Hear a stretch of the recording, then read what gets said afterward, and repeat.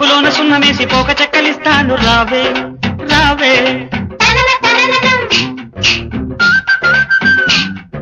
పండు ఎంత తీయను పాలు ఎంత చిక్కను సోకులంక చూసుకుంటూ సొమ్మసిల్లిపోదాము రావే.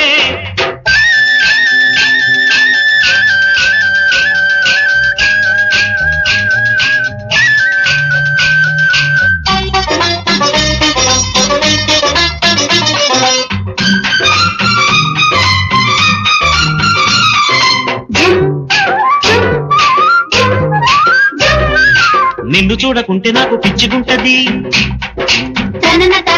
నిన్ను చూస్తే వయసు నన్ను మెచ్చుకుంటది.